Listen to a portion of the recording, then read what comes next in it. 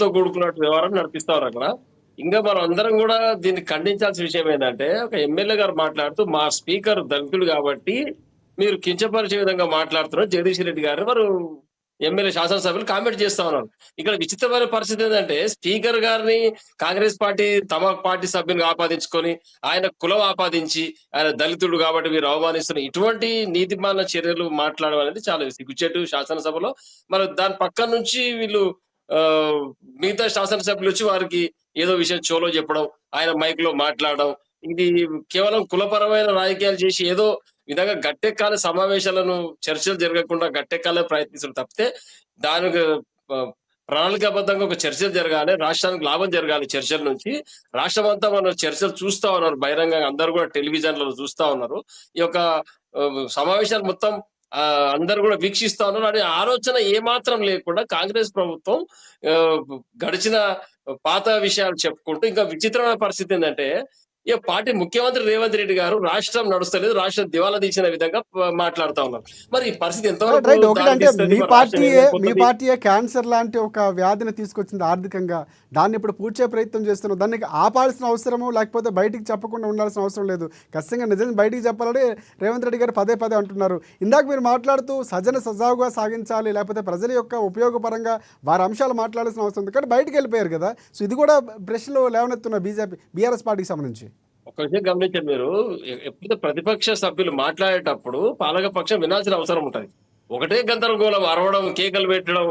ఇప్పుడు చెప్తున్నగా విచిత్రమైన పరిస్థితి ఏందంటే, జగదీష్ రెడ్డి గారి పైన దళితుడు మా స్పీకర్ దళితుడు కాబట్టి ఇదెక్కడ విచిత్రమైన వాదన అండి. స్పీకర్ గారికి పార్టీ ఉంటదా ఎక్కడన్నా?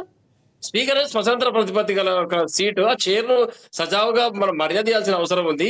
మా పార్టీ అధికార సభ్యులు ఆయన ఆపాదించుకొని వాళ్ళ కులం ఆపాదించి మీరు అవమానపరుస్తున్నారని చెప్పి జగదీష్ రెడ్డి గారిపై ఆరోపణ చేయడం. ఇది విచిత్రమైన పరిస్థితి ఉంది అసెంబ్లీలో. గందరగోళం పరిస్థితి.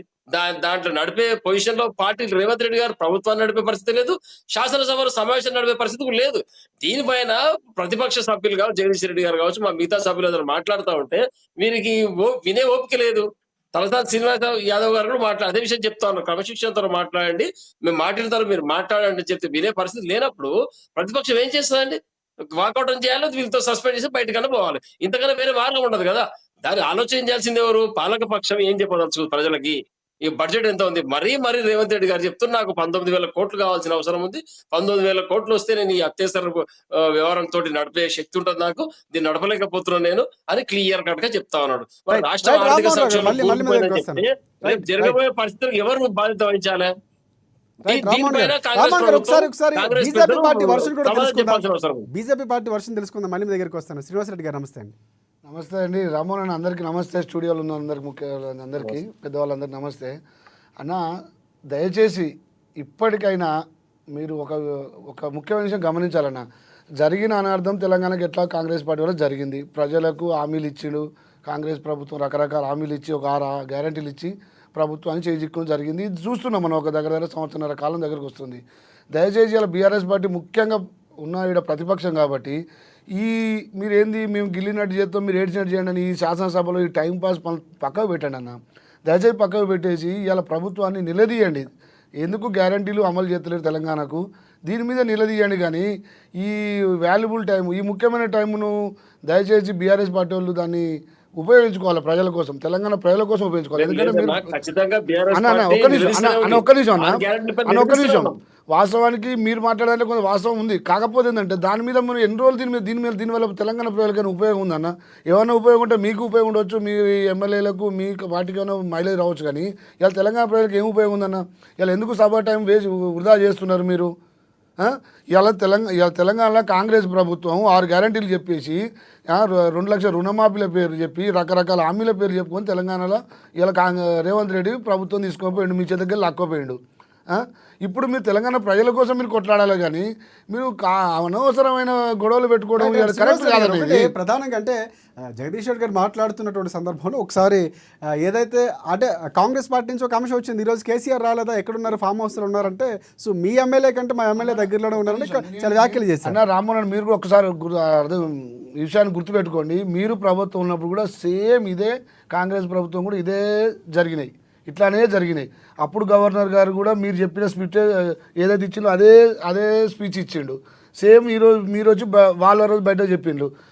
ఇప్పుడు వాళ్ళ ప్రభుత్వంలో కూడా మీరు వచ్చి గవర్నర్ గారిని నిందిస్తున్నారు, తర్వాత స్పీకర్ మీద అవచిత వ్యాఖ్యలు చేయడం, ఇవన్నీ మనం ఎన్నో రోజులు చూస్తున్నాం. రాజకీయాలు ఎవరు కొత్తగా లేరు కన్నా వీటికి ఏ రోజుకి ఆ రోజు ఫుల్ స్టాప్ పెట్టి తెలంగాణ ప్రజల కోసం మీరు ఖచ్చితంగా ఫైట్ చేయాలన్న అసెంబ్లీలో.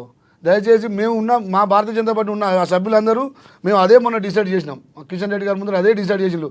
మీరు ఏ గొడవలకు ఏ దాని మీద మీరు మాట్లాడకండి, ఓన్లీ తెలంగాణ ప్రజలకు కాంగ్రెస్ ప్రభుత్వం ఇచ్చిన హామీల గురించే మాట్లాడమని మా పార్టీ ఖచ్చితంగా దాని మీద మేము ఫైట్ చేస్తున్నాం.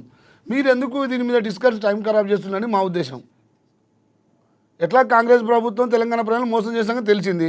రేవంత్ రెడ్డి గారు పూటకో మాట మార్చిన సంగతి తెలిసింది. ఇప్పటికి కూడా మీరు నిజాలు ప్రజలు తీసుకపోవడం ప్రయత్నించాలి కదన్నా నేను అనేది.